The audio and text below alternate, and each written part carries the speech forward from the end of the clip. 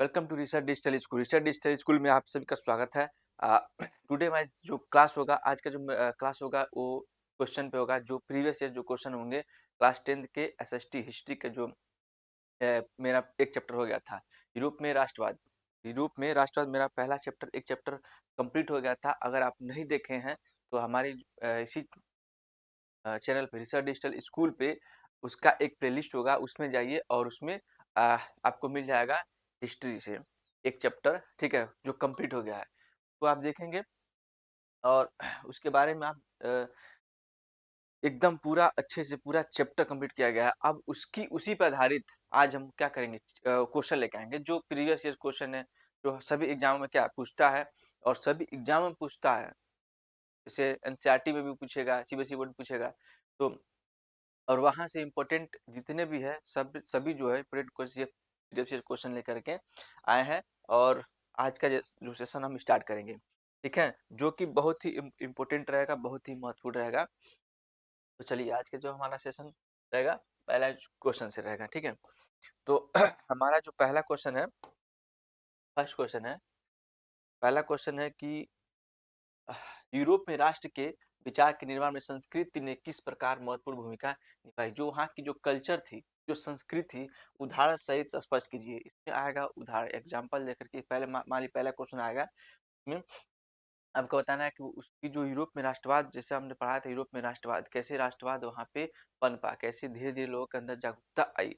और तो वहाँ के जो दार्शनिक थे उसके बारे में एक बहुत अच्छे से वर्णन किया है, उसके बारे में बताया है। तो उसके बारे में जो हमारा जो क्वेश्चन ये कह रहा है कि राष्ट्र के विचार निर्माण में जो संस्कृति किस प्रकार की महत्वपूर्ण, जो वहाँ की कल्चर थी, राष्ट्र निर्माण बना तो किस प्रकार की, उसको उदाहरण से समझे। तो क्या आंसर हो जाएगा, यूरोप में राष्ट्र के विचार के निर्माण में संस्कृति ने किस प्रकार से मदद की। देखिए, यूरोप में कला, काव्य, कहानियों, किस्सों और संगीत ने राष्ट्रवादी भावनाओं को निर्मित करने और उन्हें व्यक्त करने में काफी सहयोग दिया। जर्मनी इसका सर्वोत्तम, जैसे जो जर्मनी की बात करेंगे तो इसमें कला हो गया, काव्य हो गया, क्योंकि कला जो वहाँ के जो दार्शनिक थे, फिलोसफर थे, कला के माध्यम से तो उसको प्रेरित में लाए थे, कुछ कहानियों के माध्यम से, कुछ कहानी किस्सों के माध्यम से, ठीक है। तो इस प्रकार से हो गया। उसके बाद रूमानी कलाकारों और कवियों ने एक साझा संस्कृति तथा साझा सामूहिक विरासत की अनुभूति को राष्ट्र का आधार बनाया। ग्रीक इसका एक अच्छा उदाहरण है। यहाँ पे जर्मनी इसका अच्छा उदाहरण, यहाँ पे जाकर ग्रीक इसका अच्छा उदाहरण है। रूमानी कलाकारों कवियों ने राष्ट्रीय संदेश को अधिक अधिकाधिक लोगों तक पहुंचाने के लिए स्थानीय बोलियों पर बल दिया गया और स्थानीय लोक स्थानीय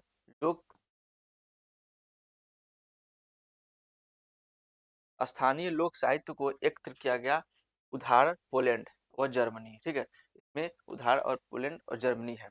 तो स्थानीय जो वहाँ की जो उसकी भाषा थी, उसकी जो लैंग्वेज, उसकी बोली थी, उस पे क्या किया, उस पे अत्यधिक बल दिया गया, उस पर अधिक के बारे में बल दिया गया और बताया गया। का उदाहरण क्या हो जाएगा, पोलैंड और जर्मनी हो जाएगा, ठीक। के बाद पहले हम क्या करेंगे, पहले शॉर्ट आंसर क्वेश्चन टाइप देखेंगे, मतलब उसके बाद छोटा क्वेश्चन आएगा, उसके बाद क्या होगा, बड़े बड़े क्वेश्चन आएंगे, लॉन्ग आंसर टाइप क्वेश्चन आएंगे। चौथा इसमें लिखेंगे राष्ट्रवाद की भावना को जिंदा रखने के लिए संगीत का उपयोग किया गया, भाषा ने इसमें विशेष योगदान दिया। तो राष्ट्रवाद की भावना को जिंदा रखने के लिए संगीत का विशेष उपयोग किया गया है। दूसरा हमारा क्वेश्चन है, जूसेफ मैसनी और कावूर ने इटली का यूनिफिकेशन की बात करेंगे, की बात करें, महत्वपूर्ण भूमिका अदा की। इस कथन की समीक्षा कीजिए कि किस तरह से जूसेफ मैसनी और कावूर ने इटली का एकीकरण के क्या क्या अपना योगदान किया, किस तरह से उनका योगदान रहा, उसके बारे में एक समीक्षा करना है। देखिए, ऐसा हो जाएगा, 1830 के दशक में जूसेफ मैसनी ने एकीकृत इटली गणराज्य के लिए एक सुविचारित कार्यक्रम प्रस्तुत करने की कोशिश की। उसने अपने उद्देश्यों के प्रसार के लिए यंग इटली नामक एक गुप्त संगठन, एक एक जो है ऑर्गेनाइजेशन बनाया था, गुप्त संगठन बनाया था। फिर 1831 से लेकर 1848 तक क्रांतिकारी विद्रोह हुए, लेकिन इससे असफलता हाथ लगी। सार्डिनिया फिनलैंड के राजा विक्टर इमैनुअल द्वितीय के मंत्री प्रमुख काउर ने इटली के एकीकरण में बहुत महत्वपूर्ण भूमिका निभाई। उसने इटली के प्रदेशों की एकत्रित करने वाले आंदोलन का नेतृत्व किया। न तो वह क्रांतिकारी था और न ही जनतंत्र में विश्वास रखने वाला। इटावली अभिजात वर्ग के तमाम अमीर और शिक्षित सदस्यों की तरह वह इतालवी भाषा से कहीं बेहतर फ्रेंच बोलता था। फ्रांस से सार्डिनिया पीडमांट की एक चतुर कूटनीतिक संधि जिसके पीछे काबूल का हाथ था, वह 1859 में 1859 में ऑस्ट्रिया को हराने में कामयाब रहा। तो यूसेफ मेसनी और काबूल के क्या योगदान रहे इटली के एकीकरण में, ठीक है। तो इस पे एक समीक्षा करने के लिए क्वेश्चन आएगा। थर्ड हमारा जो क्वेश्चन रहेगा तीसरा, नेपोलियन ने निसंदेश फ्रांस में लोकतंत्र को नष्ट किया। नेपोलियन जो था निसंदेश नष्ट कर दिया किसको, लोकतंत्र को फ्रांस में। परंतु प्रशासनिक क्षेत्र में उसने क्रांतिकारी सिद्धांतों का समावेश किया था ताकि पूरी व्यवस्था अधिक तर्कसंगत और कुशल बन सके। इस कथन की पुष्टि कीजिए कि वो कैसे। अब इसमें क्या बताना है कि नेपोलियन निसंदेह फ्रांस में लोकतंत्र को कैसे नष्ट किया था, इसका एक इस पुष्टि करना है। तो इसमें देखेंगे कि नेपोलियन के द्वारा किस तरह से फ्रांस को राष्ट्रवाद की बात करेंगे।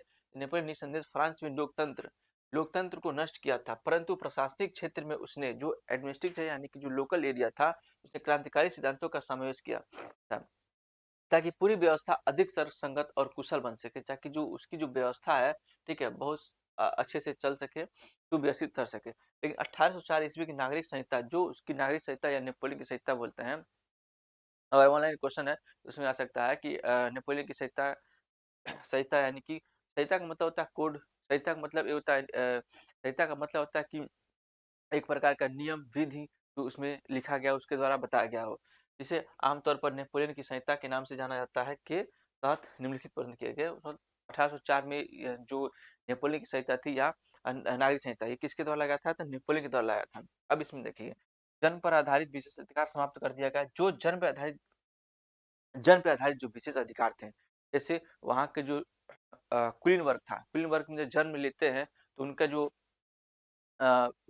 पैसा होता पैसा हुआ तो जन्म से आधार पे था, नहीं ये कुलीन वर्ग में है तो कुलीन वर्ग नहीं, तो उसको क्या कर दिया, उसको विशेष अधिकार मिला था उसको समझ कर उसने कानून के समक्ष बराबरी और संपत्ति के अधिकार को सुरक्षित किया।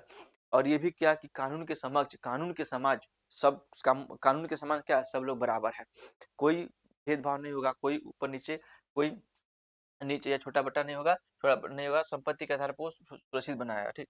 डच गणतंत्र, स्विट्जरलैंड, इटली और जर्मनी में नेपोलियन ने जो प्रशासनिक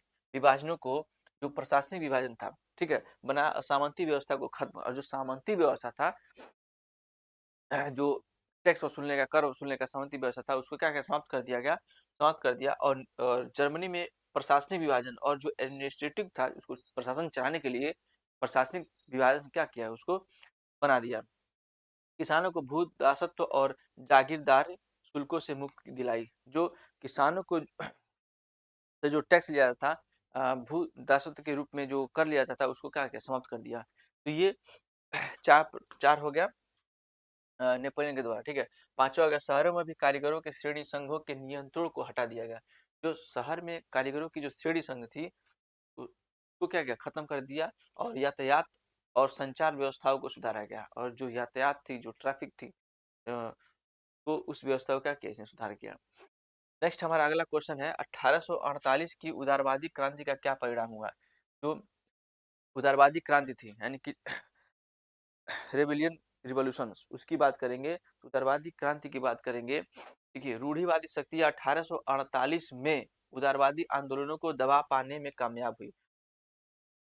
जो रूढ़िवादी शक्तियां थी 1848 में आंदोलनों को दबा पाने में कामयाब हुई, किंतु वे पुरानी व्यवस्था बहाल नहीं कर पाई। लेकिन जो पुरानी व्यवस्था थी, जो उसकी चली चलाई परंपरा जो व्यवस्था थी, उसको चला नहीं पाई। राजाओं को यह समझ में आना शुरू हो गया था कि उदारवादी राष्ट्रवादी क्रांतिकारियों को रियायतें देकर ही क्रांति को समाप्त किया जा सकता है। अब जब पुरानी जो उनकी राजाओं को बाद में कि उनकी जो पुरानी व्यवस्था जब बहाल नहीं हो पाई, तब राजाओं के बारे में समझ में आया कि जब कुछ नहीं हो पाएगा तो इनको क्या कहते हैं, इन क्रांतिकारियों को रियायतें, छोटी छोटी रियायतें दे करके तो इस क्रांति को यहीं समाप्त किया जाता है, ठीक है, यहीं समाप्त करते हैं। 1848 के बाद के वर्षों में मध्य और पूर्वी यूरोप के निरंकुश राजशाहियों ने उन परिवर्तनों को प्रारंभ किया जो पश्चिमी यूरोप में 1815 से पहले हो चुके थे।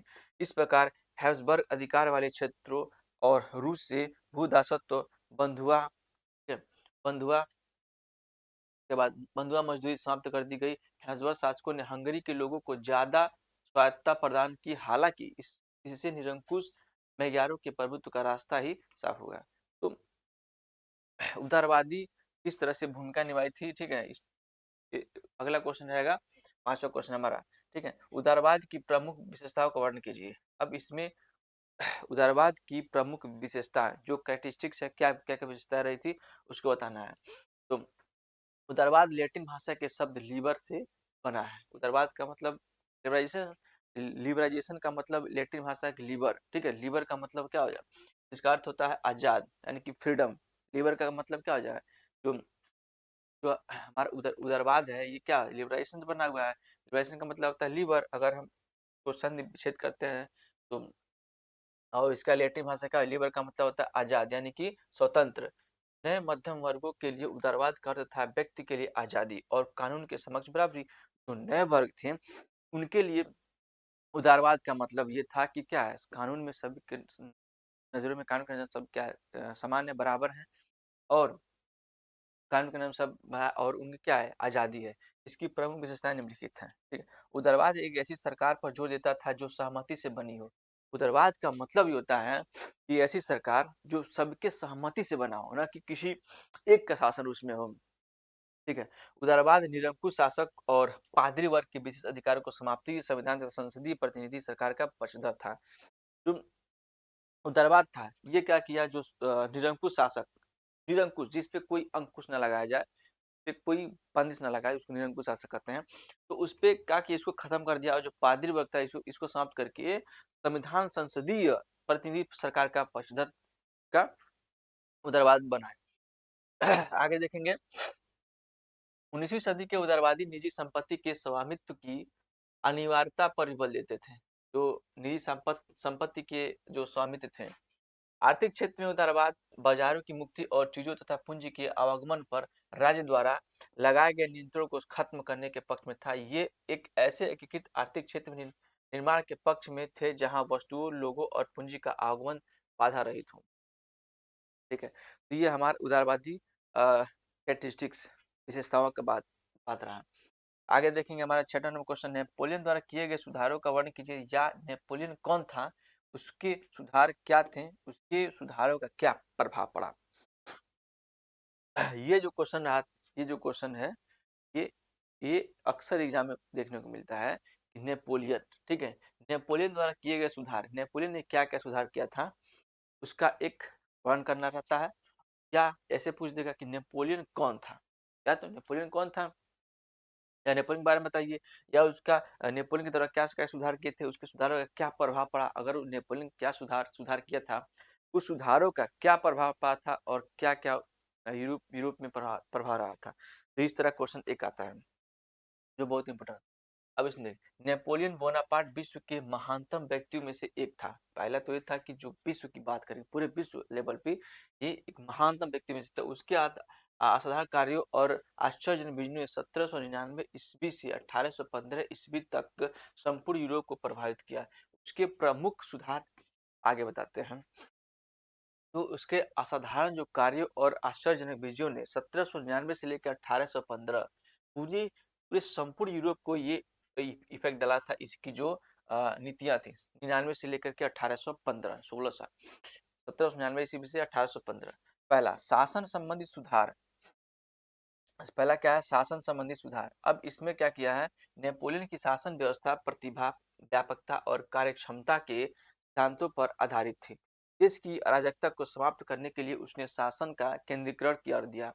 देखिए नेपोलियन की जो शासन व्यवस्था थी, जो शासन व्यवस्था में पहले पहले जो शासन व्यवस्था में सुधार किया था, प्रतिभा, व्यापकता और कार्यक्षमता, ठीक है, के सिद्धांतों पर आधारित थी। कि कैसे प्रतिभा के सिद्धांतों पर आधारित थी, व्यापकता और कार्यक्षमता, जैसे कार्यक्षमता उस सिद्धांतों पर आधारित कर दिया अपनी शासन पर।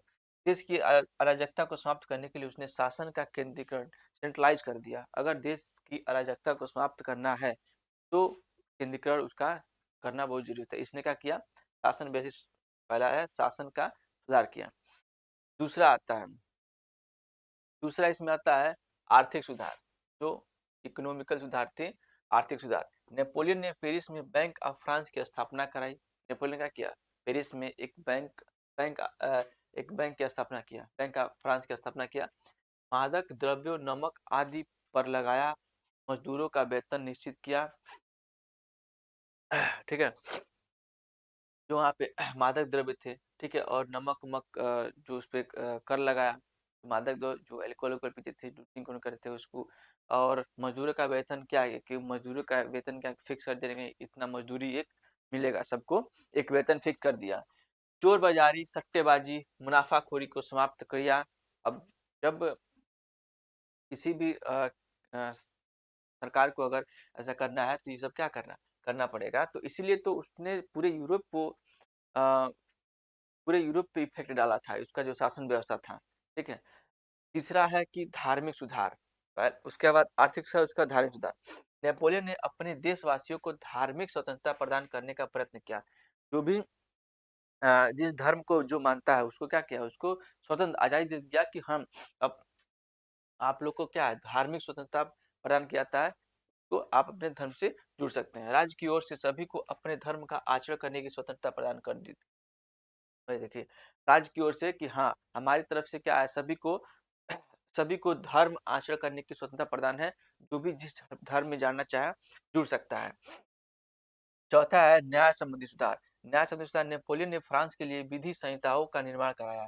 विधि संहिताओं का निर्माण कराया, इसे नेपोलियन कोड के नाम से भी जाना जाता है। नेपोलियन का यह कार्य फ्रांस को एक अस्थायी देन थी। ठीक है, पांचवा है शिक्षा संबंधी सुधार। नेपोलियन ने शिक्षा के क्षेत्र में महत्वपूर्ण सुधार किए। उसने फ्रांस में राष्ट्रीय शिक्षा की नींव डाली और पेरिस में एक विश्वविद्यालय की स्थापना किया। तो शिक्षा में भी इसने सुधार किया, शिक्षा में विश्वविद्यालय की स्थापना किया पेरिस में, और शिक्षा की इसने भी नींव डाली, तभी तो जाके आगे हुआ। छठवां सार्वजनिक सुधार। सार्वजनिक सुधार में नेपोलियन ने सार्वजनिक हित के लिए अनेक महत्वपूर्ण सुधार किए। उसने बेरोजगारी को दूर किया, आवागमन को सुगम बनाने के लिए 229 पक्की सड़कों का निर्माण कराया। नेपोलियन द्वारा किए गए सुधारों के प्रभाव, नेपोलियन द्वारा किए गए सुधार जो निम्नलिखित थे। ठीक, यूरोप के अन्य हिस्सों में सामाजिक, आर्थिक, राजनीतिक समानता के सिद्धांतों पर बल दिया जाने लगा। यूरोप के अन्य हिस्सों में लोग मानवीय अधिकारों की मांग करने लगे। यूरोप के अन्य हिस्सों में समान कर प्रणाली लागू की जाने लगी।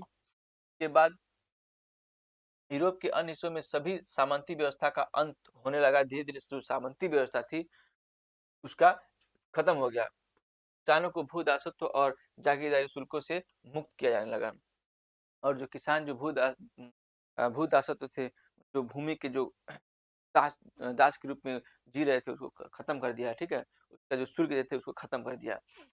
नेक्स्ट हमारा सातवां क्वेश्चन है, यूरोप में राष्ट्रवाद के विकास में संस्कृति का क्या योगदान था। अब ये जो क्वेश्चन है हमारा एनसीईआरटी का क्वेश्चन आया है कि यूरोप में राष्ट्रवाद के विकास में, यूरोप में राष्ट्रवाद के विकास में संस्कृति का क्या योगदान था। अगर हम यूरोप में राष्ट्रवाद की बात करेंगे, नेशनलिज्म में, तो उसमें कल्चर किस प्रकार से योगदान रहा था, कल्चर, वहाँ की संस्कृति कैसे योगदान थी। या ऐसे पूछ सकता है, यूरोप में राष्ट्रवाद के विकास में संस्कृत के योगदान को दर्शाने के लिए 3 उदाहरण दें, एग्जाम्पल दे, चाहे उसके बारे में बताएं। तो यूरोप में राष्ट्रवाद के विकास में संस्कृत के योगदान किस तरह है, पहला हम प्रथम उदाहरण की बात करेंगे। देखिए, प्रथम उदाहरण के रूप में रूमानीवाद नामक संस्कृति आंदोलन को ले सकते हैं। रूमानीवाद एक ऐसा संस्कृति आंदोलन था जो विशिष्ट प्रकार की राष्ट्रीय भावना का विकास करना चाहता था। तो पहले उदाहरण में रूमानीवाद नामक संस्कृति लेंगे, जो एक विशिष्ट प्रकार का। द्वितीय उदाहरण के रूप में हम क्षेत्रीय बोलियों को ले सकते हैं। क्षेत्रीय बोलियां राष्ट्र निर्माण में महत्वपूर्ण भूमिका का निर्वाह करती थी, क्योंकि यही यथार्थ रूप में आधुनिक राष्ट्रवादियों के संदेश को अधिक से अधिक लोगों तक पहुंचाती थी, जो अधिकांशतः निरक्षर थे।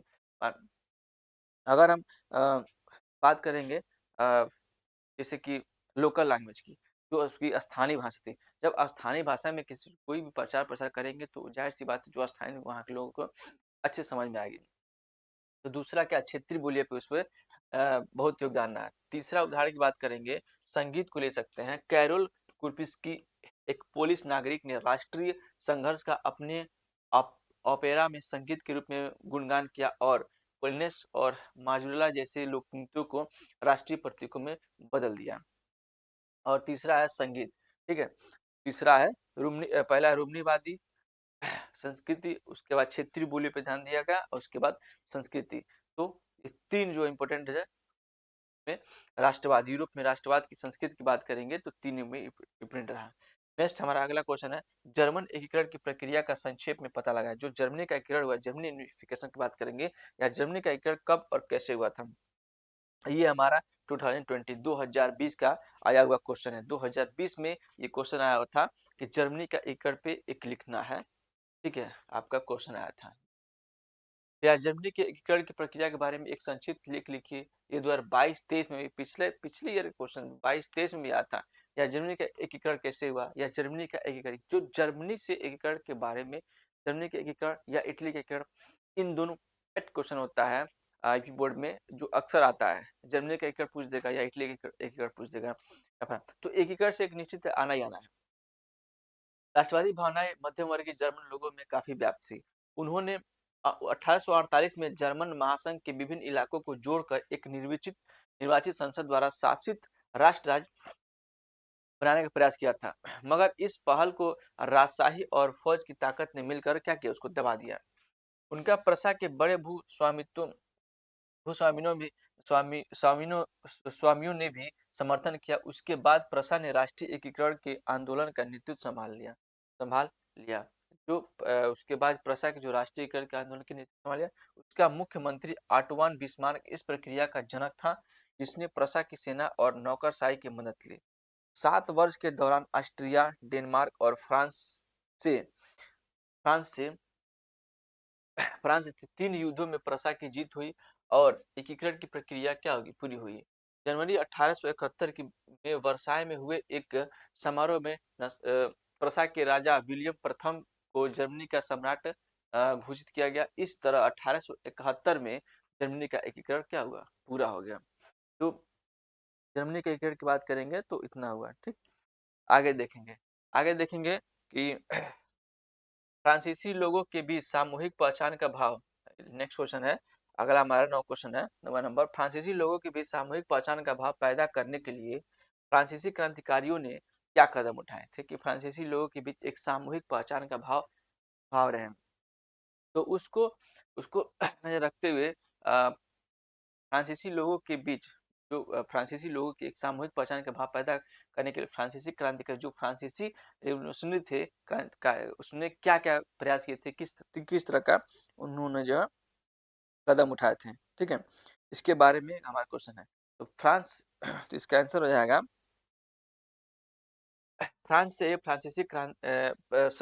से फ्रांसीसी क्रांतिकारियों ने ऐसे अनेक कदम उठाए जिनसे फ्रांसीसी लोगों में एक सामूहिक पहचान की भावना उत्पन्न हो सकी, ठीक है। अब इसमें देखते हैं क्या क्या कदम उठाते हैं। पितृभूमि और नागरिक जैसे विचारों ने एक संयुक्त समुदाय के विचार पर बल दिया, जिसे एक संविधान के अंतर्गत समान अधिकार प्राप्त थे। एक संविधान के अंतर्गत समान अधिकार प्राप्त थे, यानी पितृभूमि और नागरिक जैसे विचारों ने संयुक्त समुदाय पे उसने जो है बल दिया था, ठीक है। आगे देखते हैं। एक नया फ्रांसीसी झंडा चुना गया जिसने पहले के राष्ट्रध्वज की जगह ले ली। जो एक नया फ्रांसीसी झंडा लाया गया, क्या हुआ, जो पहले की जो झंडा थी उसका जगह ले लिया था। स्टेट जनरल का चुनाव सक्रिय नागरिकों के समूह द्वारा किया जाने लगा और उसका नाम बदलकर नेशनल असेंबली कर दिया गया। नई स्तुतियां रची गई, शपथें ली गई, शहीदों का गुणगान हुआ और यह सब राष्ट्र के नाम पर हुआ। यह सब किसके नाम पे, राष्ट्र के नाम पे हुआ। एक केंद्रीय प्रशासनिक व्यवस्था लागू की गई जिसने अपने भू भाग में रहने वाले सभी नागरिकों के लिए समान कानून बनाए, ठीक। आगे देखते हैं। छठवां है आंतरिक आयात निर्यात शुल्क समाप्त कर दिया। जो इम्पोर्ट एक्सपोर्ट जो शुल्क लिया करता था उसको खत्म कर दिया गया और भार नापने की एक समान व्यवस्था लगी और जो भार और नापने की जो व्यवस्था थी उसको एक समान कर दिया गया, उसको एक कर दिया गया, ठीक। क्षेत्रीय बोलियों को हतोत्साहित किया गया और पेरिस में फ्रेंच जैसी भाषा बोली और लिखी जाती थी वह राष्ट्र की साझा बन गए। जो फ्रेंच जैसी जो भाषा थी बोली और लिखी जाती थी उसकी क्या राष्ट्र की साझा भाषा हो गई। नेक्स्ट हमारा 10 नंबर क्वेश्चन है, मारियान और जर्मेनिया कौन थे? अब इसके बारे में बताना है कि Marianne, who is Marianne and Germania. जिस तरह उन्हें चित्रित किया गया उसका क्या महत्व था, ये एनसीईआरटी का क्वेश्चन है ये। जिस तरह उन्हें चित्रित किया गया है, लिखा गया है, उसका क्या महत्व है के बारे में बताना है।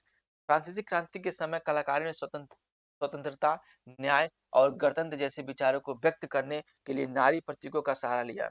जो फ्रांसीसी क्रांति के समय जो कलाकार थे, जो जो उस समय कलाकार थे, तो उस समय स्वतंत्रता, न्याय, गणतंत्र को दिखाने के लिए, उनको विचारों को बताने के लिए नारी का एक चित्रित प्रतीकों का सहारा लिया करते थे। इसमें मारियान और जर्मेनिया अत्यधिक प्रसिद्ध है। इसी में मारियान और जर्मेनिया का ज़्यादा प्रसिद्ध है। देखिए, मारियान यह लोकप्रिय ईसाई नाम है, अतः फ्रांस ने अपने स्वतंत्रता के नारी प्रतीक को यही नाम दिया। मारियान क्या है? एक ईसाई नाम है।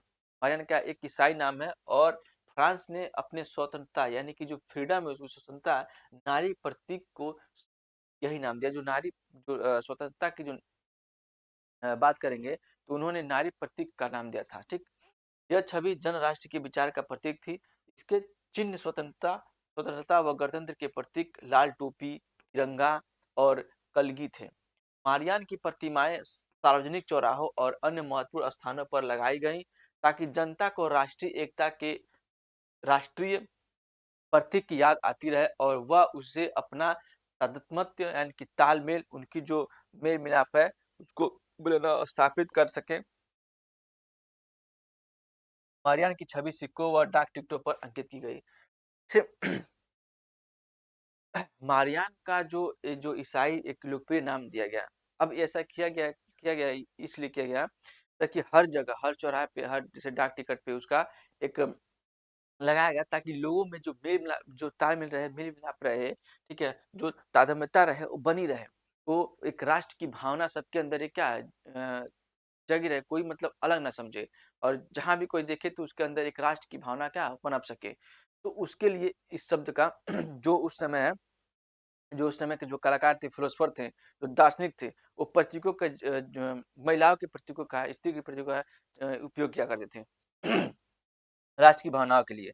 जर्मेनिया, यह जर्मन राष्ट्र की नारी रूपक थी। जो जर्मेनिया थी, जर्मन नाम की एक राष्ट्र की नाम अभिव्यक्तियों में वह बलूत वृक्ष के पत्तों का मुकुट, जो एक बलूत वृक्ष का पत्ता होता है उसका मुकुट पहनती, क्योंकि जर्मनी में बलूत वीरता का प्रतीक अगर जर्मनी की बात करेंगे तो बलूत जो है वीरता का क्या है प्रतीक है। उसने हाथ में जो तलवार पकड़ी हुई थी उस पर यह उस पर यह लिखा हुआ है जर्मन तलवार जर्मन राइन की रक्षा करती है।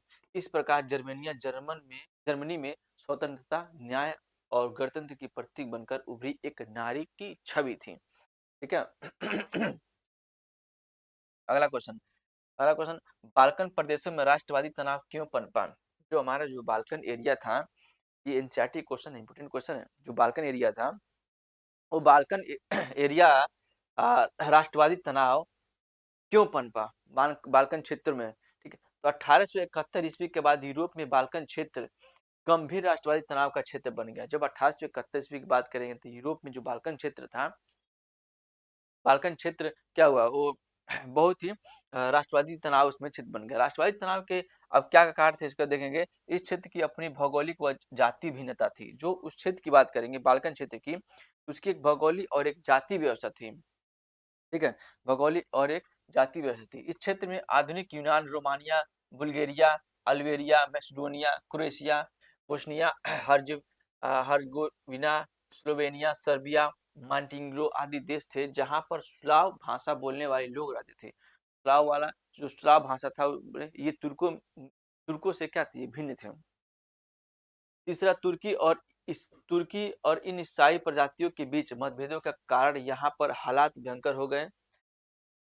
जब स्लाव राष्ट्रीय समूहों में स्वतंत्रता व राष्ट्रवाद का विकास हुआ तो तनाव की स्थिति और भी भयंकर हो गई। पांचवा, इस कारण इन राज्यों में आपसी प्रतिस्पर्धा और हथियारों की होड़ लग गई, इसने स्थिति को और गंभीर बना दिया। तो ये 5 जो है इंपॉर्टेंट रहता है, ठीक है। छठवां है यूरोपीय देश, जैसे जो यूरोपीय देश था रूस, जर्मनी, इंग्लैंड, ऑस्ट्रिया, हंगरी, ये इन क्षेत्रों पर अपना नियंत्रण स्थापित करना चाहते थे ताकि काला सागर से होने वाले जो व्यापार और व्यापारिक मार्ग पर उनका नियंत्रण हो सके। जो काला सागर था से जो व्यापारिक ये यूरोपीय देश भी उस पर क्या करना अपना अधिकार चाहते थे, ठीक है, ताकि व्यापार में उस मार्ग व्यापारिक मार्ग में उनका नियंत्रण हो सके। इसलिए उपयुक्त कारणों से इन क्षेत्र में यूरोपीय देशों और इन राज्यों में आपस में कई युद्ध हुए, जिसका अंतिम परिणाम प्रथम विश्व युद्ध 1914 इसका बाल्कन प्रदेश को माना जाता है, ठीक है। वही उसका बाल्कन प्रदेश 1914 का जो प्रथम विश्व युद्ध है, ठीक है, यहीं से पनपता है। ऑटोमन बिस्मार्क कौन था, वह क्यों प्रसिद्ध हुआ, ये 2021 में पूछा गया था। नेक्स्ट हमारा क्वेश्चन है ऑटोमन बिस्मार्क का। या ऑटोमन बिस्मार्क कौन था, जर्मनी के एकीकरण में उसकी भूमिका क्या वर्ण करिए। ऑटोमन बिस्मार्क को जर्मनी के एकीकरण का जनक क्यों कहा जाता है, ये एक बहुत ही इंपॉर्टेंट क्वेश्चन है और ये अक्सर आपको एग्जाम में ये भी देखने को मिलता है ऑटोमन बिस्मार्क का, ठीक है। ये 21 में पूछा था, उसके बाद 2023 में और इस बार 2025 में निश्चित पूछेगा ये क्वेश्चन, ठीक। तो इसको याद रखेंगे ऑटोमन बिस्मार्क से। ऑटोमन बिस्मार्क प्रसा का प्रमुख मंत्री था, कहाँ कौन था, तो ऑटोमन बिस्मार्क जो था प्रसा का प्रमुख एक मंत्री था। नेशनल असेंबली भंग होने के बाद जर्मनी में प्रसा के ऑटोमन बिस्मार्क द्वारा जर्मनी के एकीकरण का नेतृत्व संभाला गया। बिस्मार्क के नेतृत्व में ऑस्ट्रिया, डेनमार्क और फ्रांस से हुए युद्धों में प्रसा की जीत हुई और जर्मनी का एकीकरण पूरा हो गया। इसके बाद 1871 ईस्वी में वर्साय में हुए एक समारोह में प्रसा के राजा विलियम प्रथम को जर्मनी का सम्राट घोषित किया। 18 जनवरी 1871 को वर्साय के महल के अत्यधिक ठंडे शीश महल, जिसको हॉल ऑफ मिरर्स के नाम से जाना जाता था, जर्मन राज्यों के राजकुमारों, सेना के प्रतिनिधियों और प्रमुख मंत्री ऑटोमन बिस्मार्क की सहित प्रसा के महत्वपूर्ण मंत्रियों की एक बैठक हुई, ठीक है। हॉल ऑफ जो मिरर कहते हैं सिजमहल में। इस सभा में प्रसा के काइजर विलियम प्रथम के नेतृत्व में नए जर्मन साम्राज्य की घोषणा की गई। इस प्रकार बिस्मार्क के नेतृत्व में प्रसा ने राष्ट्रीय एकीकरण के आंदोलन का नेतृत्व संभाल लिया और अंततः जर्मनी एकीकरण करने में सफलता प्राप्त की। बिस्मार्क ही जर्मनी में एकीकरण की प्रक्रिया का जनक था। जो जर्मनी एकीकरण की बात करेंगे तो उसका जनक किसको मानते हैं, बिस्मार्क को ही मानते हैं। उसने प्रसा की सेना और नौकरशाही की सहायता से अपने एकीकरण के लक्ष्य को प्राप्त कर लिया था, तो बिस्मार्क को ही माना जाता है। अब हमारा जो यहाँ से जो है लॉन्ग आंसर क्वेश्चन देखेंगे तो अब बड़े क्वेश्चन है। ये जो क्वेश्चन है इसमें आता है संक्षिप्त लिखने के लिए, संक्षिप्त में लिखने के लिए क्वेश्चन आते हैं। जैसे किन्हीं दो देशों पर ध्यान केंद्रित करते हुए बताएं कि 19वीं सदी में राष्ट्र किस प्रकार विकसित हुए। ये 2022 एनसीईआरटी 2022 में पूछा है कि 19वीं सदी में कोई दो देश के बारे में बताना है। कैसे 19वीं सदी में राष्ट्र किस प्रकार विकसित हुआ था, राष्ट्र किस प्रकार से विकसित हुआ था। तो 19वीं शताब्दी में लगभग पूरे यूरोप में राष्ट्रीयता का विकास हुआ, जिस कारण राष्ट्र राज्यों का उदय हुआ। अगर 19वीं सदी की बात करेंगे तो पूरे यूरोप में राष्ट्रीयता का विकास, नेशनलिज्म का डेवलपमेंट होता है जिसके कारण राष्ट्र राज्यों का धीरे धीरे उदय होता है। इनमें बेल्जियम व पोलैंड भी ऐसे ही देश थे, उसी में बेल्जियम और पोलैंड थे। 1815 ईस्वी में नेपोलियन की हार के बाद वियना संधि द्वारा बेल्जियम और पोलैंड को मनमाने तरीके से अन्य देशों के साथ जोड़ दिया गया। जब 1815 ईस्वी में नेपोलियन की जो हार हुई थी, उसके बाद वियना संधि के बाद इन दो देशों को जोड़ दिया, बेल्जियम और पोलैंड को अन्य देशों के साथ जोड़ दिया गया। ठीक है। इनका जिनका आधार यूरोपीय सरकारों की यह रूढ़िवादी विचारधारा थी कि राज्य व समाज की स्थापित पारंपरिक संस्थाएं जैसे राजतंत्र, चर्च, सामाजिक ऊंच नीच, संपत्ति और परिवार आदि बने रहने चाहिए। इसका बेल्जियम व पोलैंड ने विरोध किया, अपने को स्वतंत्र राष्ट्र राज्य के रूप में स्थापित किया। इनका निर्माण किस प्रकार हुआ वो देखते हैं, ठीक है। तो बेल्जियम को हुआ कि जब इनको लगा कि हम किसी राष्ट्र के साथ नहीं रहेंगे, हम अपना खुद स्वतंत्र अपना राष्ट्र बनाएंगे, तो उन्होंने किस तरह से इसका विरोध किया। देखिए बेल्जियम वीना कांग्रेस द्वारा बेल्जियम को हॉलैंड के साथ मिला दिया गया। जब वीना कांग्रेस के द्वारा बेल्जियम को हॉलैंड के साथ मिला दिया गया, परंतु दोनों देशों में ईसाई धर्म के कट्टर विरोधी मतानुयायी रहते थे। जहां बेल्जियम में कैथोलिक थे, वहीं हॉलैंड में प्रोटेस्टेंट। हॉलैंड का शासक भी हॉलैंड वासियों को बेल्जियम वासियों से श्रेष्ठ मानता था। अतः इस श्रेष्ठता को बनाए रखने के लिए उसने सभी स्कूलों में प्रोटेस्टेंट धर्म की शिक्षा देने की राजज्ञा जारी की, उनकी अधिकार दे दिया कि हाँ, इनको जो सभी स्कूलों में प्रोटेस्टेंट शिक्षा दिया जाए। इसका जो है इसका बेल्जियम वासियों ने कड़ा विरोध किया। जो बेल्जियम वासी थे कि नहीं, सभी स्कूलों में केवल प्रोटेस्टेंट का शिक्षा कैसे दिया, इसका विरोध किए। इसमें इंग्लैंड ने भी उनका साथ दिया, जिस कारण हॉलैंड को बेल्जियम 1830 में स्वतंत्र करना पड़ा। बाद में यहाँ पर इंग्लैंड जैसी संवैधानिक व्यवस्था कायम हुई। बाद में वहाँ पे इंग्लैंड जैसी जो संवैधानिक कॉन्स्टिट्यूशन लाया गया था, इंग्लैंड जैसा। दूसरा हमारा पोलैंड। वीना संधि द्वारा ही पोलैंड को दो भागों में बांटा गया। वीना जब संधि हुई तो पोलैंड को दो, इसका बड़ा भाग रूस को तौर पर दे दिया गया।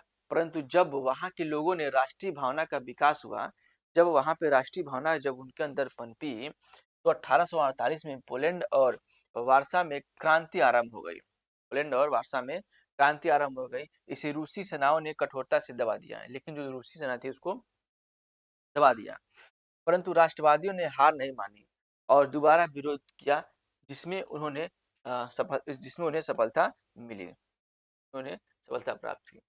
नेक्स्ट हमारा दूसरा नंबर क्वेश्चन है, 1789 की फ्रांसीसी क्रांति का फ्रांस और यूरोप पर क्या प्रभाव पड़ा, या फ्रांस की क्रांति के दो परिणाम बताइए। तो 1789 जो फ्रांसीसी क्रांति हमने देखा था, उसमें 1789 के फ्रांसीसी क्रांति में क्या प्रभाव रहा था और उसके बारे में बताना है।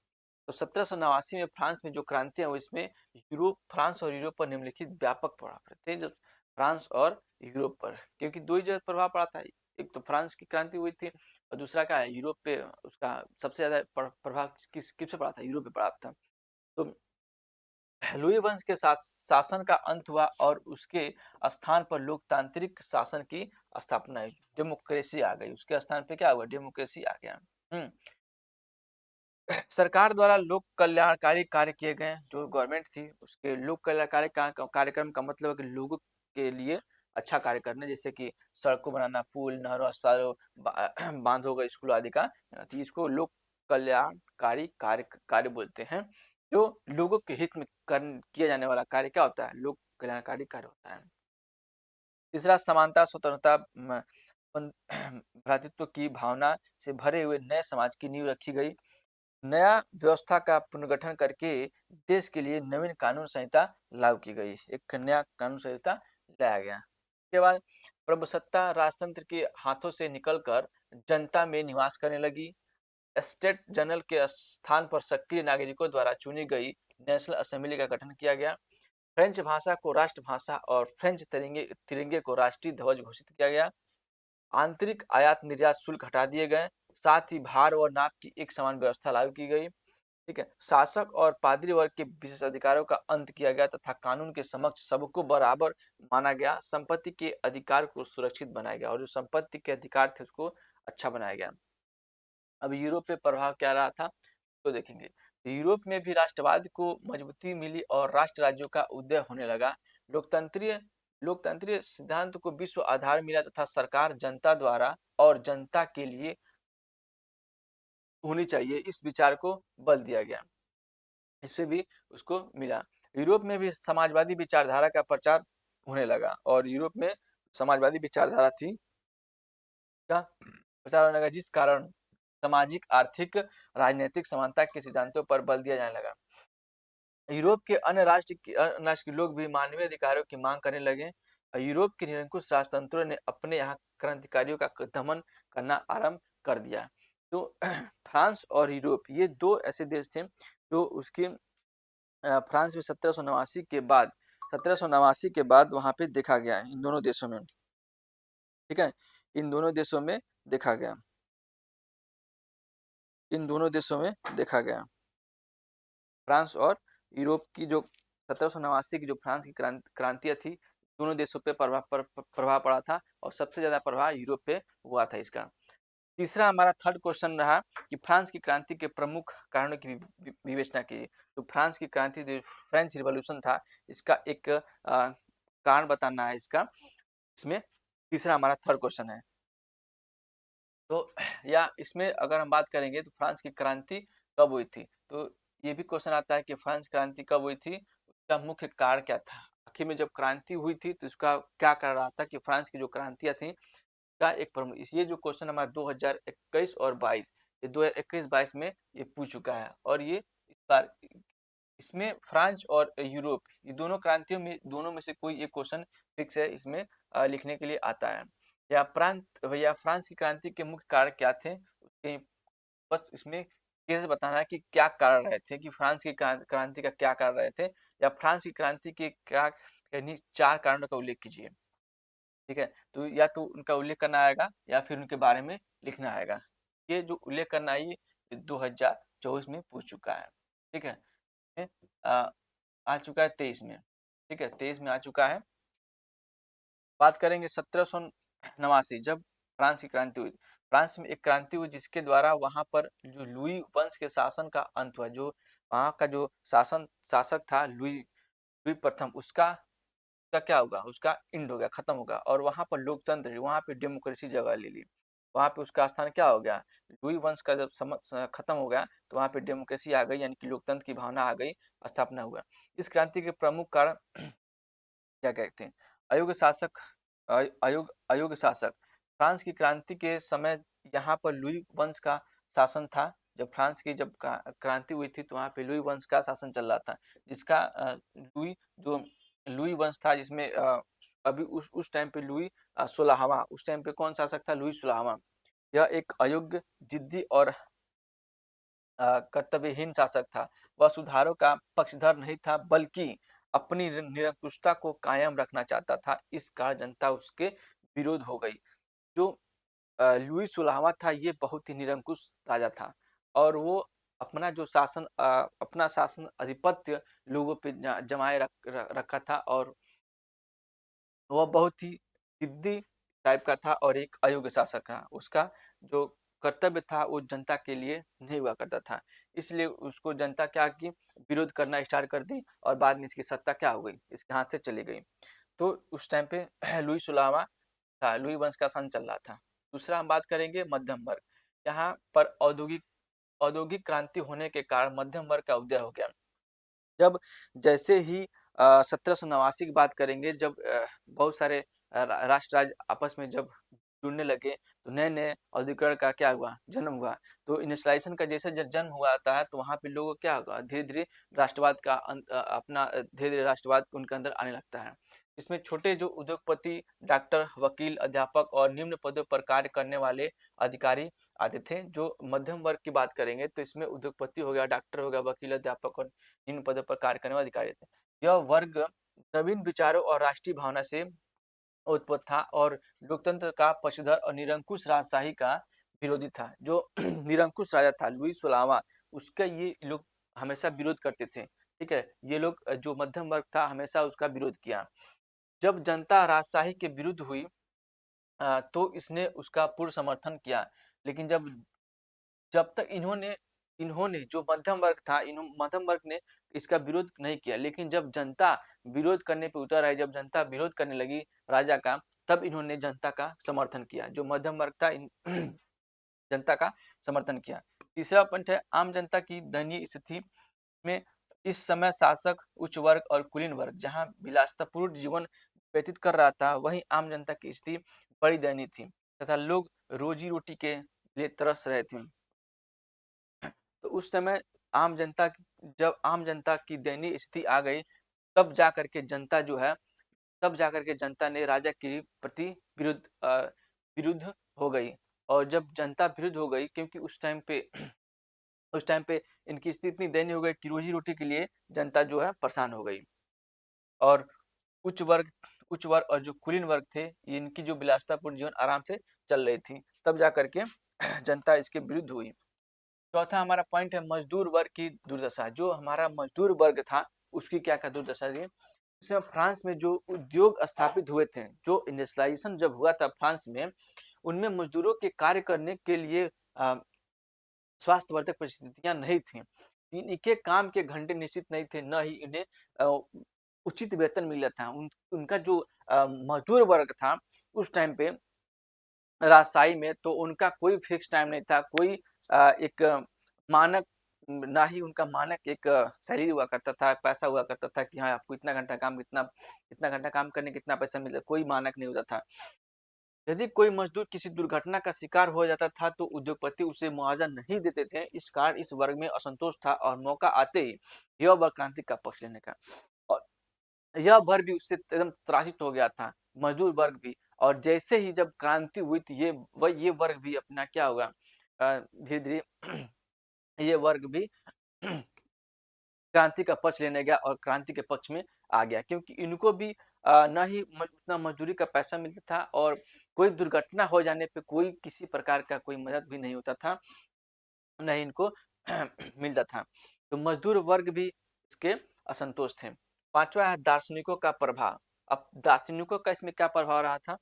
इस समय जो दार्शनिक वर्ग उचित उदित हुआ, उसने जनता को प्रशासन की दुर्दशा, न्याय व्यवस्था की कमियों व फ्रांसीसी समाज की बुराइयों से अवगत कराया। इन्होंने जनता में क्रांतिकारी भावनाओं का संचार किया, जिस कारण जनता क्रांति के लिए अग्रसर हो गई। अब दार्शनिकों का इसमें ये प्रभाव, दार्शनिक का क्या इफेक्ट डाला, जो फिलोसफर थे। अब फिलोसफर क्या कि जो एक्चुअल में जो क्या परिस्थितियां चल रही हैं, मजदूर वर्ग क्या है, कुलीन वर्ग क्या है, उसको क्या क्या बना करके लगे जनता में, उसको प्रभाव डालने लगे। ठीक है, समाज की जो अच्छाइयाँ थी, क्या बुराई थी, ये समाज के प्रति दिखाने लगे। तो जो दार्शनिकों का ये इम्पोर्टेंट बहुत प्रभाव रहा था। आगे देखेंगे स्वतंत्रता पर प्रतिबंध। स्वतंत्रता पर प्रतिबंध, इस समय फ्रांसीसी सरकार ने लोगों की स्वतंत्रता पर कई प्रकार के प्रतिबंध लगा रखे थे। यहाँ तक कि उनके धार्मिक विश्वासों पर, जो उनका जो धार्मिक विश्वास था, उसके भी एक सरकार क्या की, प्रतिबंध एबोल्यूशन कर दिया था। फ्रांस में प्रोटेस्टेंट धर्म वालियों पर अत्याचार होते थे। इस प्रकार सरकार ने अन्याय और स्वतंत्रता की अवहेलना करते हुए लेत्र द का से बिना कारण बताए कैद के आदेश पत्र जारी करते था, जारी करके स्थिति को और भी भयानक बना दिया, जिससे जनता में असंतोष की भावना जागृत हो गई और वह क्रांति के मार्ग पर अग्रसर हो गए, यानी कि क्रांति के मार्ग पर बढ़ गए। यानी कि स्वतंत्रता पर इसने क्या किया, प्रतिबंध लगा दिया था। स्वतंत्रता पर इसे क्या थे, प्रतिबंध थे। ठीक है, उसके बाद हमारा अगला क्वेश्चन है, नेक्स्ट प्रश्न है पांचवा। अपने शासन वाले क्षेत्र में शासन व्यवस्था को ज्यादा कुशल बनाने के लिए नेपोलियन ने क्या क्या बदलाव किया था? ठीक है, ये एनसीईआरटी क्वेश्चन है कि जो नेपोलियन था, नेपोलियन बोनापार्ट, ये शासन व्यवस्था को बनाए रखने के लिए क्या क्या इसने चेंजेस किए थे, क्या क्या बदलाव किए थे। तो नेपोलियन के नियंत्रण में जो क्षेत्र आया, वहां उसने अनेक सुधारों की शुरुआत की। उनके द्वारा किए गए जो है वो बताते हैं। पहला हमारा है, प्राचीन सामाजिक राजनीतिक धार्मिक व्यवस्था को नष्ट किया। जो प्राचीन सामाजिक राजनीतिक जो धार्मिक व्यवस्था थी, जो पुराने चले आ रही थी, उसको क्या खत्म कर दिया। सामाजिक समानता स्थापित करने के लिए निम्न व उच्च वर्ग के भेद को खत्म कर दिया। इसको भी जो सामाजिक समानता स्थापित, समाज में कोई भी समानता अगर लाना है तो उसको क्या, भेदभाव को सबसे पहले खत्म करना है। तो नेपोलियन का क्या है, उसको भेदभाव को खत्म कर दिया। तब जब खत्म करेगा तभी तो समाज में भेदभाव जब खत्म हुआ तभी तो समाज में सभी लोग क्या समान होंगे। इसके बाद 1804 ईस्वी की नेपोलियन संहिता ने जन्म पर आधारित विचार समाप्त कर दिया। उसने कानून के समक्ष समानता और संपत्ति के अधिकार को सुरक्षित बनाया। समान कर प्रणाली लागू की गई। प्रतिष्ठा मंडल की स्थापना करके विद्वानों, कलाकारों व देशभक्तों को सम्मानित किया गया। आगे देखेंगे, डच गणतंत्र, स्विट्जरलैंड, इटली और जर्मनी में नेपोलियन ने प्रशासनिक एडमिनिस्ट्रेटिव जो विभाजन था उसका किया था, आराम से उसका जो सरल बनाया था। सामंती व्यवस्था को खत्म किया और किसानों को भू दासत्व और जागीरदारी शुल्कों से मुक्ति दिलाई। शहरों में कारीगरों के श्रेणी संघों के नियंत्रणों को हटा दिया गया। यातायात और संचार व्यवस्थाओं को सुधारा गया। आर्थिक सुधार करने के उद्देश्य से एक बैंक ऑफ फ्रांस की स्थापना किया। जो आर्थिक सुधार था उसको खत्म कर दिया गया। दंड विधान को कठोर बनाया तथा जूरी प्रथा व मुद्रित पत्रों को पुनः प्रारंभ किया। आगे शिक्षा की उन्नति के लिए यूनिवर्सिटी ऑफ फ्रांस की स्थापना की, जहां लैटिन, फ्रेंच भाषा, असाधारण विज्ञान और गणित की मुख्य तौर पर शिक्षा दी जाती थी। कैथोलिक धर्म को राजधर्म बनाया। इस प्रकार किसानों, कारीगरों, मजदूरों और नए उद्योगपतियों ने नई नई मिली आजादी को रखा। तो ये रहा नेपोलियन बोनापार्ट की क्या क्या उसने बदलाव किए थे। नेक्स्ट हमारा क्वेश्चन है, वियना संधि क्या थी, इसके प्रमुख देशों और व्यवस्थाओं का वर्णन कीजिए। या वियना कांग्रेस सम्मेलन कब और हुआ था? तो ये वियना कांग्रेस की बात करेंगे, 1815 में था। तो 1815 ईस्वी में ब्रिटेन, रूस, प्रसा और ऑस्ट्रिया जैसी यूरोपीय शक्ति जिन्होंने मिलकर नेपोलियन को हराया था, के प्रतिनिधि यूरोप के लिए एक समझौता तैयार करने के वियना में मिले। इस सम्मेलन की मेजबानी ऑस्ट्रिया के चांसलर ड्यूक मेटरनिक ने की। इसमें प्रतिनिधियों ने 1815 ईस्वी की वियना संधि तैयार की, जिसका उद्देश्य उन सारे बदलावों को खत्म करना था जो नेपोलियन युद्धों के दौरान इस संधि की मुख्य व्यवस्था निम्नलिखित थी। फ्रांसीसी क्रांति के दौरान हटाए गए जो बुर्बो वंश को सत्ता में बहाल किया गया और फ्रांस ने उन इलाकों को खो दिया जिन पर कब्जा उसने नेपोलियन के अधीन किया था। दूसरा, फ्रांस की सीमाओं पर कई राज्य कायम कर दिए गए ताकि भविष्य में फ्रांस की जो विस्तार न कर सके। और फ्रांस के उत्तर में जो नीदरलैंड्स का राज्य स्थापित किया गया, जिसमें बेल्जियम शामिल था, और दक्षिण में पिडमॉन्ट में जेनेवा जोड़ दिया गया। आगे देखें, चौथा हमारा था प्रसा को उसकी पश्चिमी सीमाओं पर महत्वपूर्ण नए इलाके दिए गए, जबकि ऑस्ट्रिया को उत्तरी इटली का नियंत्रण सौंपा गया। नेपोलियन ने 39 राज्यों का जो जर्मन महासंघ स्थापित किया गया था उसे बरकरार रखा गया। पूर्व में रूस को पोलैंड का एक हिस्सा दिया गया, जबकि प्रसा को सैक्सनी का एक हिस्सा प्रदान किया गया। इन सबका मुख्य उद्देश्य उन राष्ट्रतंत्रों की बहाली था जिन्हें नेपोलियन ने क्या किया था, बर्खास्त कर दिया था, नेपोलियन ने हटा दिया था। साथ ही यूरोप में एक नई रूढ़िवादी व्यवस्था का कायम करने का लक्ष्य भी था।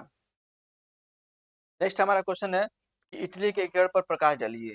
ये जो हमारा क्वेश्चन है, इटली के एकीकरण, जर्मनी का एकीकरण, ठीक है, इटली का एकीकरण, जर्मनी का एकीकरण, ये दो पेट क्वेश्चन होता है, इसमें ये क्वेश्चन आता ही आता है। इटली के एकीकरण की प्रक्रिया, चाहे जर्मनी का हो गया, इटली के एकीकरण में महत्वपूर्ण भूमिका निभाने 3 नेताओं के नाम लिखिए, कौन कौन से नेता थे। या एकीकरण कैसे हुआ, कब हुआ था, ये 2023 में पूछा है एकीकरण के बारे में। एकीकरण की प्रक्रिया को संक्षेप में लिखिए, ठीक है। या एकीकरण की प्रक्रिया को कैसे यूनिफिकेशन हुआ, इटली का यूनिफिकेशन कैसे हुआ। तो 19वीं शताब्दी में इटली के जो यूनिफिकेशन बात करेंगे, एकीकरण की प्रक्रिया कैसे प्रारंभ हुई। तो इस समय इटली अनेक वंशानुगत राज्यों और बहुराष्ट्रीय हैब्सबर्ग राज्य में बिखरा हुआ था। जो इटली था वो अनेक वंशानुगत यानी कि अलग अलग पुराने रीति रिवाजों पे चला आ रहा था और अलग अलग राज्य में तो बहुराष्ट्रीय हैब्सबर्ग राज्य में साम्राज्य में बटा हुआ था। इतालवी भाषा संपूर्ण इटली में नहीं बोली जाती थी, अनेक स्थानों पर इसके अनेक रूप प्रचलित थे। और जो इतालवी भाषा संपूर्ण इटली में नहीं बोली, इसकी जो भाषा थी अलग अलग जो है इसकी जो भाषा फैली हुई थी। बात करेंगे 1830 के दशक में जूसेप मैस्नी ने इटली को एकीकृत करने के लिए सबसे ज्यादा प्रयास और यंग इटली नामक गुप्त संगठन स्थापित की। और इटली के यूनिफिकेशन की बात की, जो इटली के एकीकरण की बात आती है, तो सबसे पहला नाम आता है जूसेप मैस्नी। 1830 के दशक में जूसेप मैस्नी ने सबसे ज्यादा इसने एकीकरण में योगदान दिया था, प्रयास किया था। 1831 ईस्वी और 1828 ईस्वी में जो क्रांतिकारी विद्रोह असफल हुए, उसके इतालवी राज्यों में एक बिखराव आ गया, जिन्हें संगठित करने के लिए सार्डिनिया पिडमांट के शासक विक्टर इमैनुअल द्वितीय जो सेकंड जो है सामने आया।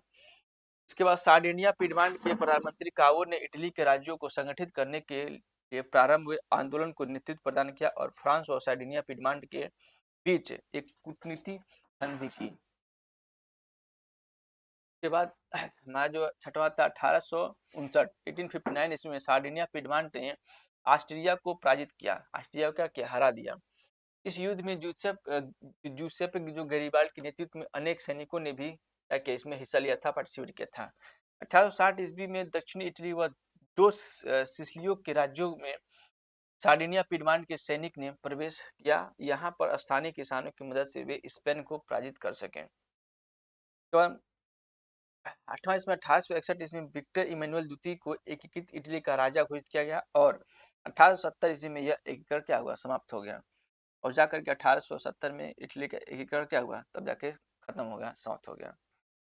नेक्स्ट हमारा क्वेश्चन रहा कि यूरोप में राष्ट्रवाद के उत्थान के लिए कौन से उत्तरदायी थे, का विस्तार पूर्वक लिखिए। यूरोप में राष्ट्रवाद का उत्थान के लिए क्या कारण था, क्या जिम्मेदारी थी, के बारे में बताना है।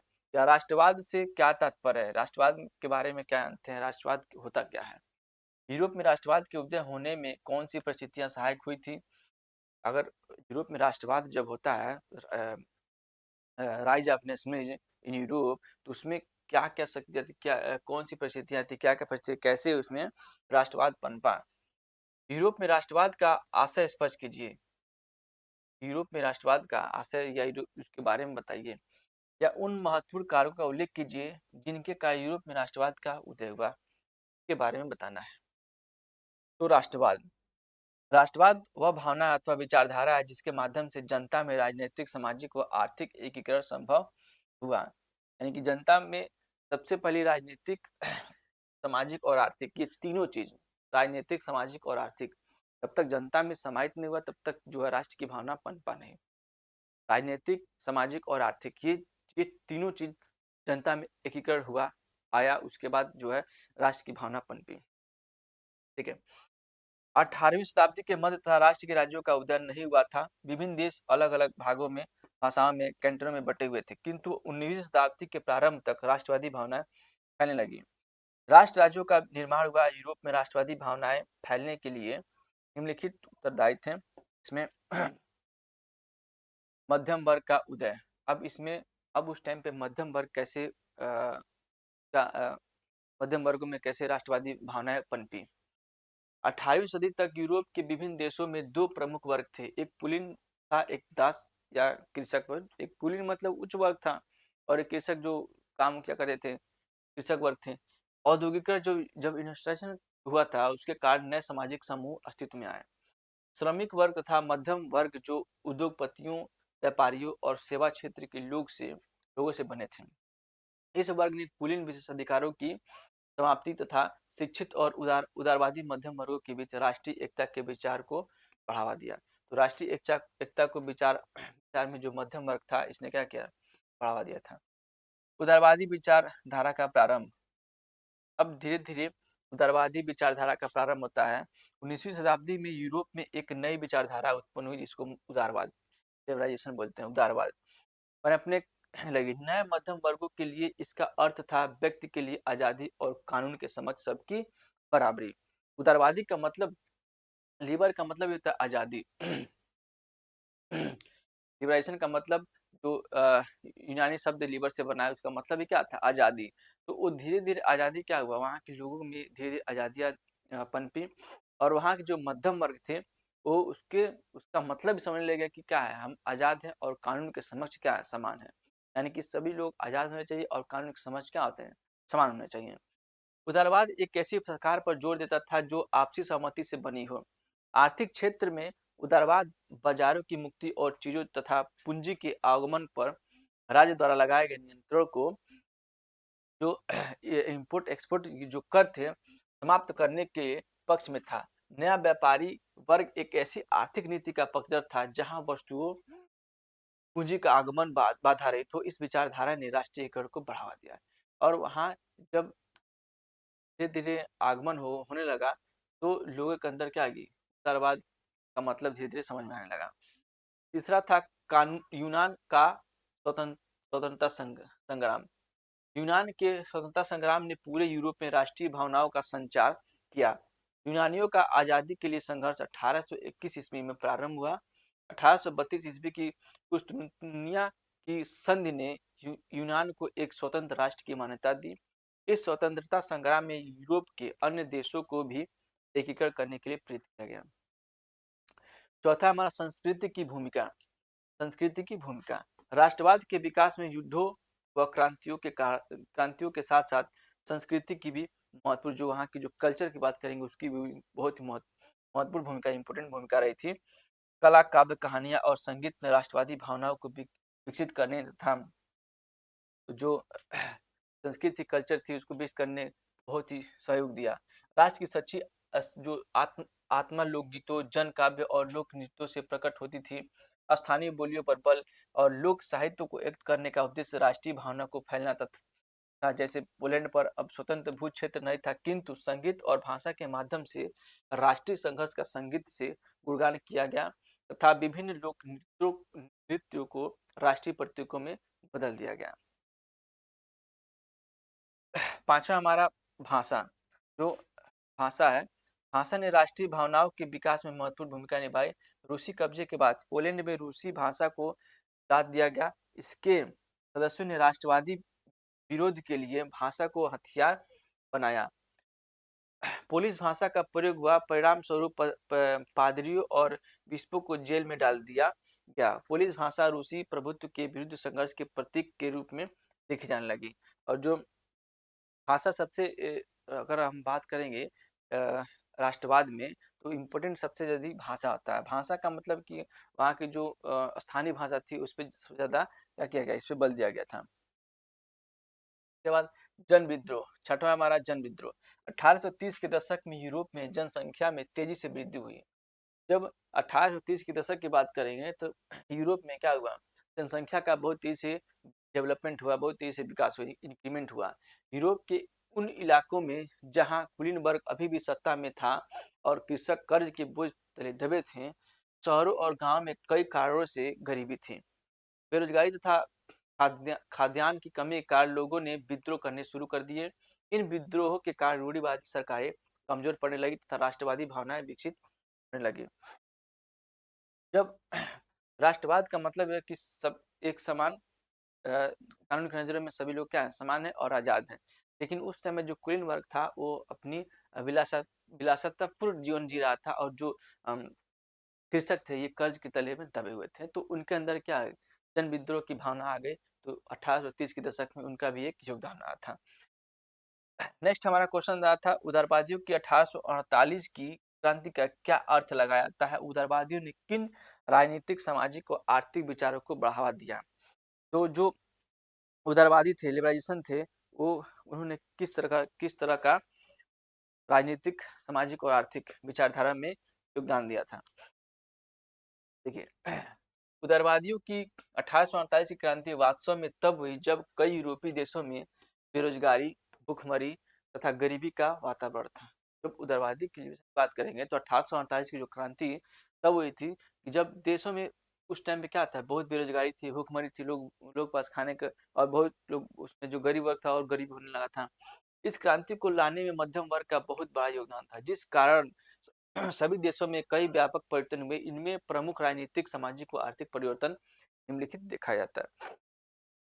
अब हम बात करें राजनीतिक क्षेत्र के परिवर्तन की बात करेंगे तो राजतंत्र का अंत करके गणतंत्र की स्थापना की गई। जो राजतंत्र था उस टाइम पे राजतंत्र को हटा दिया गया, खत्म कर दिया गया और गणतंत्र को लाया गया। ठीक है। सार्वजनिक मताधिकार के आधार पर निर्मित जनप्रतिनिधि सभाओं के निर्माण के प्रयास आरंभ आरंभ यानी कि उसको शुरुआत किया गया जनप्रतिनिधि का। Germany, Italy, Poland, Austro Hungarian साम्राज्य में उदारवादी मध्यम वर्गों के स्त्री पुरुषों ने संविधानवाद की मांग को राष्ट्रीय एकीकरण की मांग के साथ जोड़ दिए गए। उदारवादियों ने ऐसे राष्ट्र राज्यों के निर्माण की मांग पर जोर दिया जो संविधान, प्रेस की स्वतंत्रता और संगठन बनाने जैसे संसदीय सिद्धांतों पर आधारित हों। पांचवा था महिलाओं को राजनीतिक मताधिकार दिए जाने की मांग की जाने लगी। जो महिलाएं थी उनको भी क्या किया कि राजनीतिक उनको भी मताधिकार दिया जाए। हम बात करेंगे सामाजिक क्षेत्र की परिवर्तन की, तो महिलाओं को जो पुरुषों के समान दर्जा दिया जाने लगा। जो उस टाइम की जो महिलाएं थी, तो उस टाइम जब राष्ट्रवाद की बात आती है, दरबार की बात आती है, तो समान जब समझा जाने लगा तो उनको भी क्या किया, पुरुषों के समान दर्जा दिया जाने लगा तथा उनकी सभी क्षेत्र में भागीदारी को महत्व और सम्मान की दृष्टि से देखा जाने लगा कि सभी क्षेत्र में इनकी क्या है, इनकी जरूरतें हैं और उनकी भी क्या समान समान दर्जा दिया जाने लगा, उन्हें भी समान दर्जा दिया जाने लगा। कुलीन वर्ग की अपेक्षा मध्यम वर्ग के सभी क्षेत्र जो जैसे कि राजनीतिक, आर्थिक, सामाजिक, महिलाओं की भागीदारी बढ़ी, जिससे कुलीन वर्ग की श्रेष्ठता क्या हो गई, कम हुई। आर्थिक क्षेत्र में परिवर्तन की बात करेंगे तो मजदूरों और कारीगरों ने भी अपनी मांग के लिए प्रदर्शन व आंदोलन का मार्ग अपनाया। भूत दासत्व और बंधुआ मजदूरी को खत्म कर दिया गया। बाजार की मुक्ति चीजों तथा पूंजी के स्वतंत्र आदान प्रदान की मांग ने जोर पकड़ा ताकि व्यापारिक उन्नति के मार्ग खुले। आगे हमारा नेक्स्ट क्वेश्चन है, निम्नलिखित पर टिप्पणी लिखिए। जैसे कि पहला है जूसेफ मेसनी, उसके बाद काउंट कैमिलो दे काउर, उसके बाद यूनानी स्वतंत्रता युद्ध, फ्रैंकफर्ट संसद, राष्ट्रवादी संघर्षों में महिलाओं की भूमिका और जूसेफ मेसनी के विचारों पर प्रकाश डालिए। तो हम बात करेंगे जूसेफ मेसनी। पहला हमारा जूसेफ मेसनी इटली का एक क्रांतिकारी था। कौन था? इटली का एक क्रांतिकारी जूसेफ मेसनी। इसका जन्म 1807 ईस्वी में जेनेवा में हुआ था और वह कार्बोनारी के गुप्त संगठन का सदस्य बन गया। 24 वर्ष की अवस्था में लिगुरिया में क्रांति करने के लिए उसे देश से बाहर कर दिया गया, बहिष्कृत कर दिया गया। तत्पश्चात इसने 2 और भूमिगत संगठनों की स्थापना की। पहला कौन सा था? इसमें था मार्सेई में यंग इटली और दूसरा बर्न में यंग यूरोप, जिसके सदस्य पोलैंड, फ्रांस, इटली और जर्मन राज्यों में समान विचार रखने वाले युवा थे। मैसिनी का विश्वास था कि ईश्वर की मर्जी के अनुसार राष्ट्र ही मनुष्यों की प्राकृतिक इकाई थी, अतः इटली का एकीकरण ही इटली की मुक्ति का आधार हो सकता था। उसने राजतंत्र का घोर विरोध किया और उसके मॉडल पर जर्मनी, पोलैंड, फ्रांस, स्विट्जरलैंड में भी गुप्त संगठन बने। इसी कारण मेटरनिक ने उसके विषय में कहा कि वह हमारी सामाजिक व्यवस्था का सबसे खतरनाक दुश्मन है। तो मेटरनिक ने से क्या हुआ? सामाजिक व्यवस्था का सबसे खतरनाक दुश्मन बताया था। ठीक है, मेटरनिक ने सामाजिक व्यवस्था का खतरनाक व्यवस्था जूसेफ मेसनी। ठीक है, तो जूसेफ मेसनी के बाद आगे देखेंगे हमारा है काउंट कैमिलो दी कावूर। काउंट कैमिलो दी कावूर कावूर इटली में मंत्री प्रमुख था, जिसने इटली के प्रदेशों को एकीकृत करने वाले आंदोलन का नेतृत्व किया। जो इटली के जो प्रदेश, छोटे जो प्रदेश में जब राष्ट्रवाद की भावना, उसको क्या किया है इसने, नेतृत्व किया था इसी ने, काउंट कैमिलो कावूर ने। वैचारिक तौर पर न तो वह क्रांतिकारी था और न ही जनतंत्र में विश्वास रखने वाला। इतालवी अभिजात वर्ग के तमाम अमीर और शिक्षित सदस्यों की तरह वह इतालवी भाषा से कहीं बेहतर फ्रेंच बोलता था। अतः इटली के सम्राट विक्टर इमैनुअल ने उसे 1852 में 1852 में सार्डिनिया पिडमांट का प्रधानमंत्री बनाया। उसने यहाँ पर आर्थिक, शैक्षिक, कृषि के विकास के लिए कार्य किए तथा सेना में सुधार किया। उसने फ्रांस और सार्डिनिया पिडमांट के बीच एक कूटनीतिक संधि की। अपनी इन कूटनीतिक चालों के कारण उसने इटली की समस्याओं की तरफ यूरोपीय देशों का ध्यान आकर्षित किया। 6 जून 1861 को उसकी मृत्यु हो गई। फिर भी वह अपने उद्देश्यों को प्राप्त करने में सफल रहा, जिनके कारण 18 फरवरी 1861 को इटली की संसद ने इमैनुअल द्वितीय का सम्राट घोषित किया तथा इटली का एकीकरण संभव हुआ। सार्डिनिया पिडमांट 1859 में ऑस्ट्रियाई बलों को हरा पाने में कामयाब हुआ था। 1859 में हमारा था यूनानी स्वतंत्रता युद्ध। यूनानी स्वतंत्रता युद्ध क्या था? तो यूनानी स्वतंत्रता युद्ध ने पूरे यूरोप के शिक्षित अभिजात वर्ग में राष्ट्रीय भावनाओं को संचार किया। 15वीं सदी से यूनान ऑटोमन साम्राज्य का हिस्सा था। जब यूनान जो था, ऑटोमन जो उस टाइम पे जो बहुत बड़ा साम्राज्य था, ऑटोमन साम्राज्य का एक 15वीं शताब्दी में का एक हिस्सा था। यूरोप में क्रांतिकारी राष्ट्रवाद की प्रगति से यूनानियों का आज़ादी के लिए संघर्ष की बात करेंगे 1821 में आरंभ हो गया। 1821 में यूरोप में क्रांतिकारी जब संघर्ष हुए थे, तो उस टाइम पे यूनान में भी 1821 में क्या हो गया? यूनानियों आज़ादी के लिए संघर्ष की रास्ते खुले। के बाद राष्ट्रवादियों को निर्वासन में रह रहे यूनानियों के साथ पश्चिमी यूरोप के अनेक लोगों का भी समर्थन मिला, जो प्राचीन यूनानी संस्कृति के प्रति सहानुभूति रखते थे। कवियों और कलाकारों ने यूनान को यूरोपीय सभ्यता का पालना बताकर प्रशंसा की और एक मुस्लिम साम्राज्य के विरुद्ध यूनान के संघर्ष के लिए जनमत जुटाया। ठीक है, अंग्रेज कवि लॉर्ड बायरन ने धन एकत्रित किया और बाद में युद्ध लड़ने भी गए, जहां 1824 ईस्वी में बुखार से उनकी मृत्यु हो गई। अंततः 1832 ईस्वी की कुस्तुनतुनिया की संधि ने यूनान को एक स्वतंत्र राष्ट्र की मान्यता दी। जो कुस्तुनतुनिया था उसकी संधि के बाद इसे जो है एक राष्ट्र की मान्यता दे दिया गया था यूनान को। नेक्स्ट हमारा फ्रैंकफर्ट संसद। फ्रैंकफर्ट संसद क्या था इसको देखेंगे। तो जर्मन इलाकों में बड़ी संख्या में राजनीतिक संगठनों ने फ्रैंकफर्ट शहर में मिलकर एक सर्व जर्मन नेशनल असेंबली के पक्ष में मतदान का फैसला किया। 18 मई 1848 को 831 निर्वाचित प्रतिनिधियों ने एक सजे धजे जुलूस में जाकर फ्रैंकफर्ट संसद में अपना स्थान ग्रहण किया। यह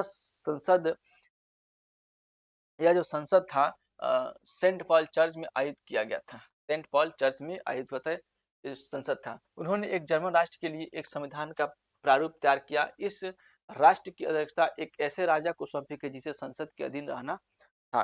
वो ऐसे राजा को बना करके एक कानून बना करके दिया जाना कि जो उस संसद के क्या हो, अधीन हो उसी के। जब प्रतिनिधियों ने प्रसा के राजा फ्रेडरिक विल्हेम चतुर्थ को ताज बनाने की पेशकश की तो उसने उसे अस्वीकार कर दिया। अब जो संसद के अधीन हो जो राजा होगा वो क्या किया, संसद के अधीन होगा, जो भी अपना कानून बनाएगा, जो भी फैसला लेगा क्या कर संसद के अधीन करना होगा। उसके लिए जो फ्रेडरिक विलियम फोर्थ को चुना गया और उसका कार्यभार उसको दिया गया और ताज बनाने का प्रयास किया गया, लेकिन जो फ्रेडरिक चतुर्थ ने उसको मना कर दिया कि नहीं, हम राजा नहीं बनेंगे। ठीक है, उसको अस्वीकार कर दिया। ठीक है, साथ ही जो निर्वाचित सभा के विरोधी थे उन्होंने इस प्रकार जहां कुलीन वर्ग और सेना का विरोध बढ़ गया, वही संसद का सामाजिक आधार कमजोर हो गया। जब जब ताजपोशी जब करने गए तो उन्होंने मना कर दिया, तो जो कुलीन वर्ग थे और जो सेना में क्या गए, दोनों से विरोध हो गई। कुलीन वर्गों ने विरोध कर दिया और सेना वर्गों ने विरोध कर दिया, तो मजदूर और कारीगरों की मांगों का विरोध इसमें कहने लगा और संसद का जो सामाजिक आधार था वो कमजोर हो गया। ठीक है, जिससे मजदूर और कारीगरों की मांग विरुद्ध बढ़ गई, जिससे वे अन्य उनका जो समर्थन खो बैठे। अंत में प्रसा के राजा के इनकार के कारण फ्रैंकफर्ट संसद के सभी निर्णय स्वतः समाप्त हो गए और जो भी निर्णय था फ्रैंकफर्ट संसद में, जो भी निर्णय बनाया गया था, जो भी कानून बनाया गया था, उसको वहीं पे खत्म कर दिया, वहीं पे समाप्त हो गया। उदारवादियों व राष्ट्रवादियों में निराशा हुई। प्रसा के सैनिकों ने क्रांतिकारियों को कुचल दिया, जिससे यह संसद भंग हो गई और जो प्रसा के क्रांतिकारियों को वहीं पे खत्म कर दिया और वहीं पे क्या हो गई, ये संसद को भंग करना पड़ा। तो फ्रैंकफर्ट संसद की ये छोटी सी कहानी थी। ठीक है,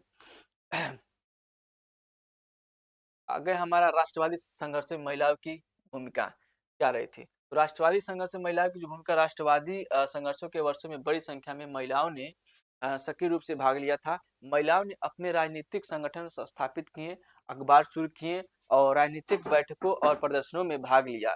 इसके बावजूद उन्हें असेंबली के चुनाव के दौरान मताधिकार से वंचित रखा गया था। जब सेंट पॉल चर्च में फ्रैंकफर्ट संसद की सभा आयोजित की गई थी, तब महिलाओं को केवल प्रेक्षकों के हैसियत से दर्शक दीर्घा में खड़े होने दिया था। ये हमारी महिलाओं की क्या थी, क्या थे उनकी जो भूमिका रही थी, उसके बात करेंगे। ठीक है, तो आगे हमारा जो आज के सेशन यहीं पे समाप्त होता है और नेक्स्ट हमारा अगला टॉपिक रहेगा। ठीक है, नेक्स्ट हमारा जो चैप्टर 2 अध्याय 2 रहेगा। ठीक है, चैप्टर 2 रहेगा भारत में राष्ट्रवाद का उदय, the rise of national in India. Europe में राष्ट्रवाद का उदय खत्म होता है और इसका जो इम्पोर्टेंट जो प्रीवियस जो जितने भी क्वेश्चन देखे हैं, बस यही क्वेश्चन बनते हैं, बस थोड़ा सा ऊपर नीचे कर देते क्वेश्चन घुमाते हैं, लेकिन जो क्वेश्चन रहते हैं यही होते हैं। यूरोप में राष्ट्रवाद का उदय कैसे हुआ, उसकी क्या विशेषताएं लिखिए, उसके कारण लिखिए। जोसेफ जोसेफ मैसनी कौन था, मेटरनिक कौन था। ठीक है, महिलाओं के बारे में क्या योगदान रहा उसका लिखिए, उसका वर्णन करिए। इटली का एकीकरण कैसे हुआ, जर्मनी का एकीकरण कैसे हुआ, यही सब क्वेश्चन क्या आते हैं और ये जो क्वेश्चन हमेशा हमेशा आपको एग्जाम में देखने को मिलेंगे। तो एक बार बस इन क्वेश्चनों को आप ध्यान से देखेंगे तो आप एग्जाम में अच्छे नंबर आराम से लाएंगे। ठीक है, तो मिलते हैं, हमारा जो नेक्स्ट चैप्टर रहेगा उस पर फुल एक क्विक रिव्यू लेकर आएंगे। भारत में राष्ट्रवाद का उदय, उसके बाद इस पे क्वेश्चन भी लेकर आएंगे। ठीक है, तो मिलते हैं नेक्स्ट वीडियो में। थैंक्स फॉर वाचिंग, इसको लाइक सब्सक्राइब और जरूर करें। और जो भी बोर्ड एग्जाम की जो भी तैयारी कर रहे हैं उनके पास ये वीडियो ज़रूर शेयर करें, ठीक है? क्योंकि बहुत इंपॉर्टेंट रहेगा, ठीक है? बोर्ड एग्ज़ाम की दृष्टि से, ठीक है? शेयर करें और कमेंट करके बताएँ आज का जो सेशन, ये जो क्वेश्चन कैसा रहा, और भी क्वेश्चन के बारे में अगर आप चाहते हैं, तो क्वेश्चन हम लेके आएँ, तो कमेंट करके ज़रूर बताएँ और सब्सक्राइब ज़रूर करें। Thanks for watching.